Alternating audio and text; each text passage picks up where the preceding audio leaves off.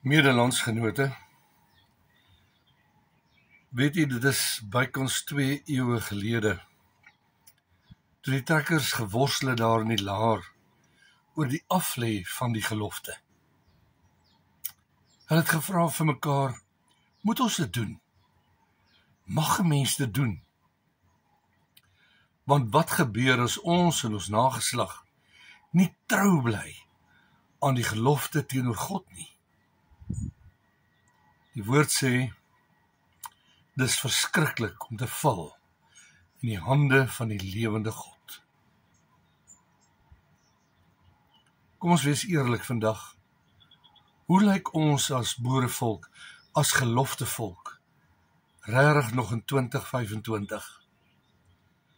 Wat sal ons sê as ons vanmôre voor die almagtige God moet gaan staan? Want wat maak ons met al die geloftes wat ons voor God afgelê het? Dink maar net bietjie aan die belydenis van geloof aflegging. Wonderlike geleentheid waar ek eintlik vir God beloof, voor die gemeente en teenoor God, ek sal 'n troue lidmaat wees van sy kerk, meer lewend, betrokke, saam die evangelie verkondig. Maar kort na belydenis van geloof aflegging, verdwyn hulle. Raak hierdie beloftes, hierdie gelofte vergete. Die kerk loop leeg. Die liggaam van die Here ly skade.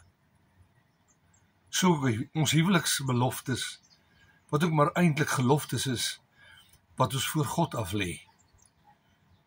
Belofte wat man en vrou teenoor mekaar maak, beloof ons voor God, ons sal trou bly.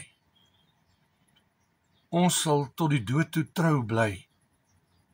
En tog, so baie keer, binne enkele maande of jare, spat dit uit mekaar.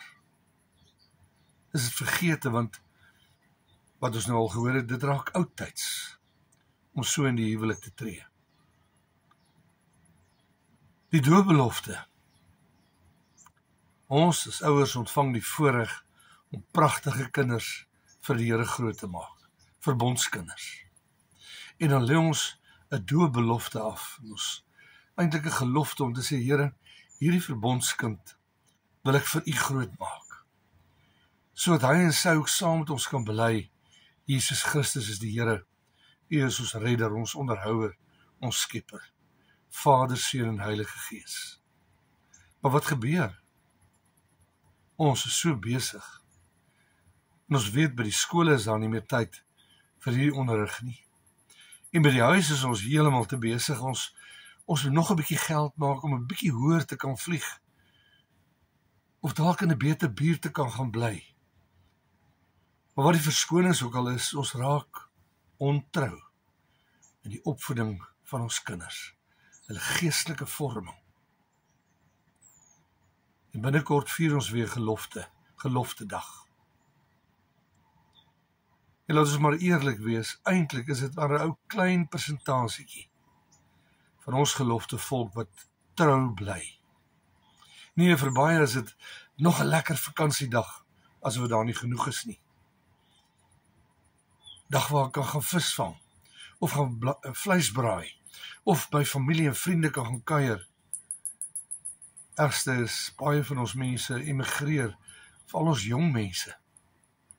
En in die proses maak hulle los van volk en vaderland, los van die gelofte volk.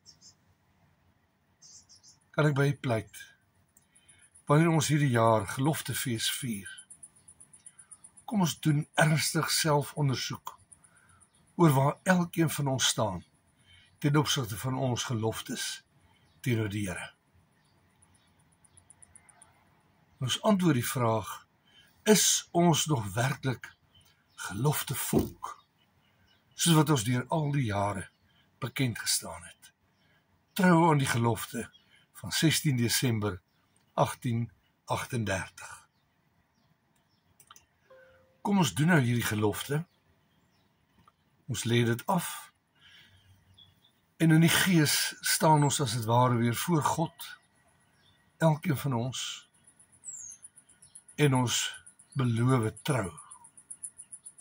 Medevolksgenote, hier staan ons voor die heilige God van hemel en aarde, om 'n gelofte aan hom te doen, dat as hy ons sal beskerm, en ons vyand in ons hand sal gee, ons die dag en datum elke jaar, as 'n dankdag, soos 'n Sabbat, sal deurbring. En dat ons 'n huis tot sy eer sal oprig, waar het hom behaag. En dat ons ook aan ons kinders sal sê, dat hulle met ons daarin moet deel, tot nagedagtenis. Ook vir die opkomende geslagte. Want die eer van sy naam sal verheerlik word, deur die roem en die eer van oorwinning aan hom te gee. Mag Geloftedag 2025 elkeen van ons opnuut besiel, motiveer, hoop gee vir die toekoms wat voorlê. Ek groet u.